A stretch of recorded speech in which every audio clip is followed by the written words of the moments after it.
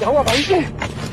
बैलों को इतने निर्दयता से क्यों मार रहे हो? प्रणाम युवराज, हमारे बैलगाड़ी का पहिया गड्ढे में फंस गया है।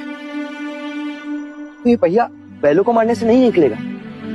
चलो मैं तुम्हारी सहायता करता हूँ। चलो।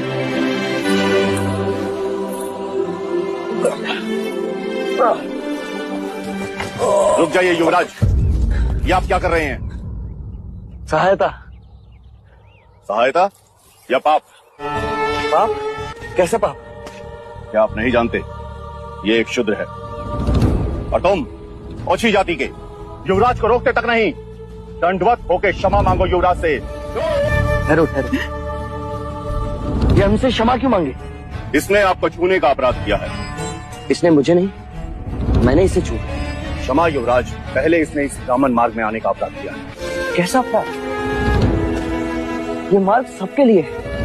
ये सृष्टि, ये जल, वायु, मिट्टी, ये ईश्वर का अपराधी है और इसे दंड मिलना चाहिए।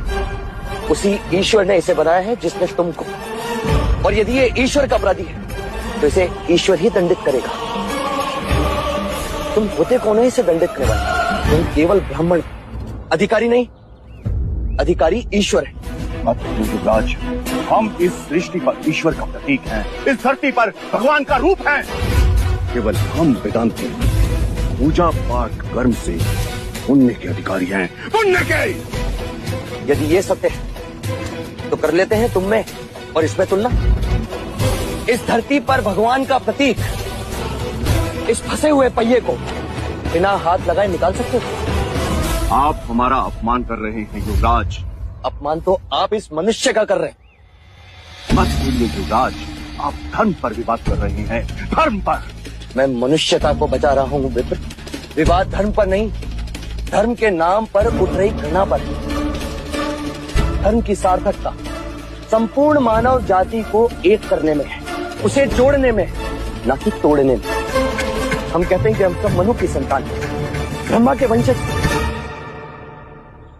क्या कभी आपने शंकर की जाति पे पूछा है? कभी आपने ब्रह्मा के गोत्र को पूछा है?